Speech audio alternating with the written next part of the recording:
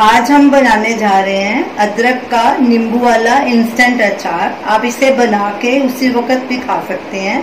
ये अचार डाइजेशन को बढ़ाता है, भूख को भी बढ़ाता है, ये टेस्ट में भी बहुत अच्छा है और फटाफट बन जाता है। तो चलिए अचार बनाना शुरू करते हैं। ये हमने 100 ग्राम अदरक लिया है।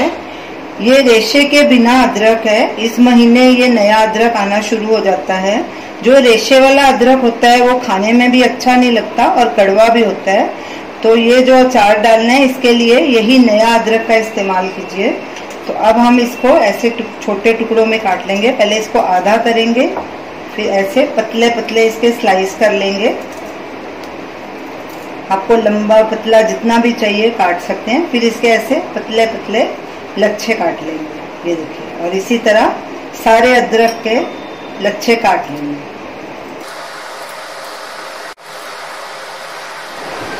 सारे अदरक के हमने ये देखिए पतले पतले स्लाइसेस काट लिए हैं।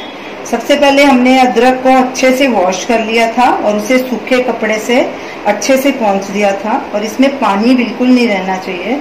अब इसमें ये कुछ थोड़े मसाले ऐड करेंगे। ये 1 टीस्पून सेंधा नमक है। नमक भी आप अपने स्वाद के अनुसार डालिए। 1/4 टीस्पून हल्दी पाउडर है। 1/4 टीस्पून काली मिर्च। अब इन सबको अच्छे से मिक्स करेंगे। ये मैंने 3 नींबू लिए हैं, इनका रस डालेंगे इसमें। पहले मैं 3 नींबू का रस डालूंगी, अगर कम लगेगा तो 1 और डाल दूंगी।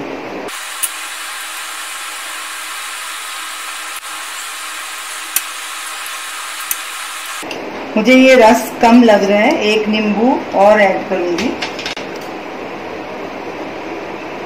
टोटल मैंने इसमें 4 नींबू का रस डाला है।